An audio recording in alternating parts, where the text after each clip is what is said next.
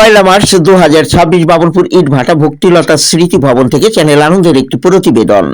গোবিন্দ বাড়ই তার ভক্তিলতা স্মৃতি নামক গৃহটির গৃহপ্রবেশ অনুষ্ঠানটি ধর্মীয় বিধি মেনে করলেন। সনাতন ধর্মের পবিত্র প্রধান গ্রন্থ শ্রী গীতা পাঠ দিয়েই গৃহপ্রবেশ অনুষ্ঠানের সূচনা হয়। এরপর ভাগবত পাঠ হয়। গীতা পাঠ ও আলোচনায় থাকেন এ সময় সর্বাধিক জনপ্রিয় গীতা পাঠক আনন্দচন্দ্র মণ্ডল। ভাগবত পাঠ করেন ডক্টর হিমাংশু পাণ্ডে ও অখিল ঠাকুর।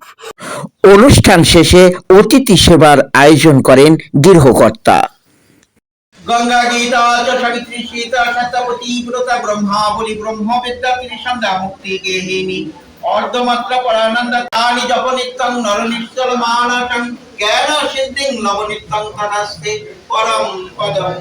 ওম শান্তি ওম শান্তি ওম শান্তি। রাধা কৃষ্ণ পরমানন্দে হরি বল।